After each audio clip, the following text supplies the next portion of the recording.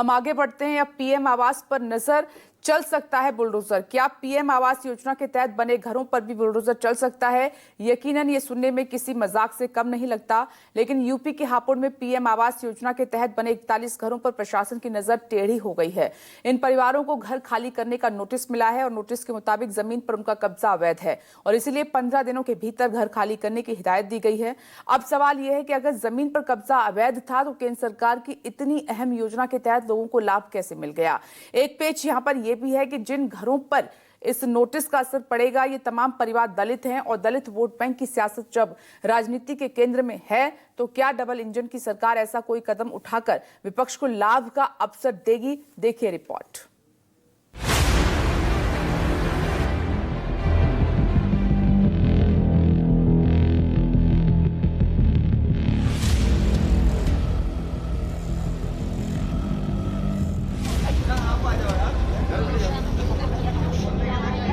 अगर प्रधानमंत्री योजना से यहाँ आ रहे हैं तो सरकारी योजना भी तो हमें तो मिल रही है। जो नगर पालिका आदेश देगी जब भी तो योजना मिल रही है। आज कह रहे खाली करो, कैसे खाली कर दें?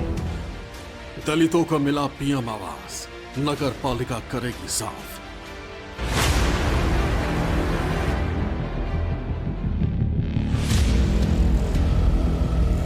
ये तो 99 साल पट्टे दिए थे। अच्छा, 99 साल के लिए इसमें? हाँ, 99 साल पट्टे थे। क्या सरकारी अधिकारियों की ना सिर्फ लापरवाही या फिर एक तगड़ा घालमेल इसके पीछे, पूरी घटना के पीछे है?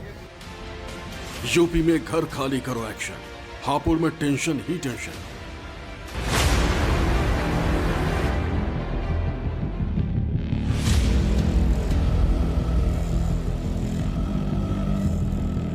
उन्होंने हमें यहाँ बसाया और बसाने के बाद में उजाड़ना, एक मैं तो यही कहूँगा कि एक गला घोटने के बराबर है। पीएमएवाई आवासों से बेदखली का नोटिस, 41 घरों को हटाने की कोशिश।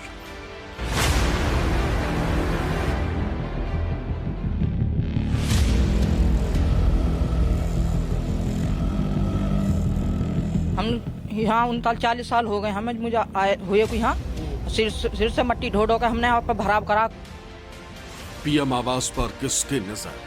घर खाली करो का आया ऑर्डर।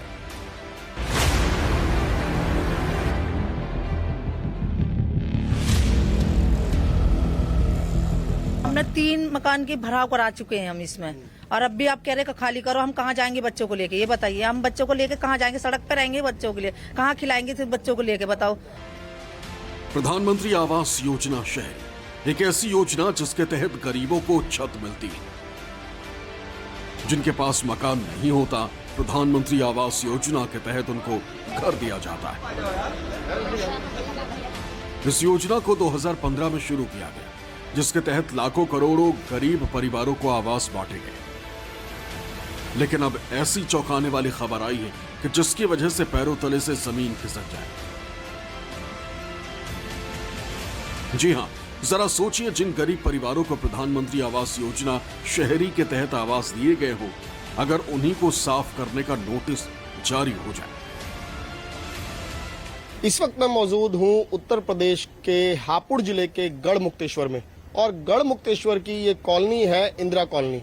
दरअसल इस कॉलोनी का जिक्र इसीलिए भी आज महत्वपूर्ण हो गया है कि इस कॉलोनी में एक बार फिर से सरकारी लापरवाही की बानगी नजर आ रही है कि सरकारी अधिकारी किस तरीके से अपने ही पुराने आदेशों को धत्ता बताते हुए और अब कई लोगों को बेघर करने के लिए तुले हुए हैं। और इन लोगों का आरोप है कि जब इनकी जमीन कब्जे वाली थी, अगर ये जगह, जिस जगह के बारे में बताया जा रहा है, जो इंदिरा नगर के इलाका है, ये उसको कहा जा रहा है कि एक तालाब पर बने हुए कुछ मकान है, करीब 41 मकानों को यहां से तोड़ने का नोटिस दिया गया है। पूरा मामला उत्तर प्रदेश का है, जहां हापुड़ जिले के गढ़मुक्तेश्वर क्षेत्र में इंद्रनगर कॉलोनी में उस वक्त हड़कंप मच गया जब पीएम आवास योजना के तहत मकानों को खाली कराने का नोटिस जारी कर दिया गया।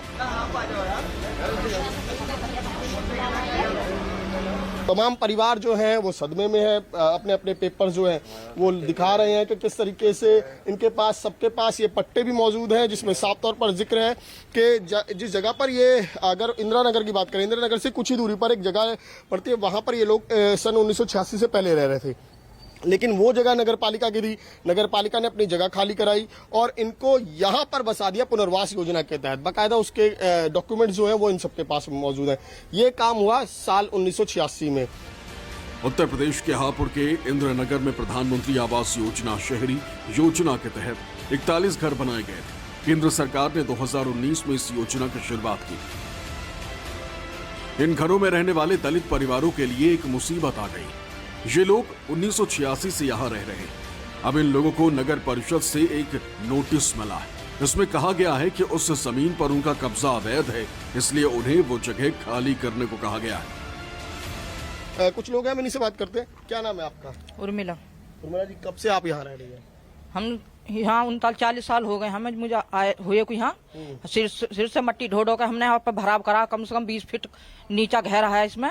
अब तीसरा मकान हमारा ऊपर है।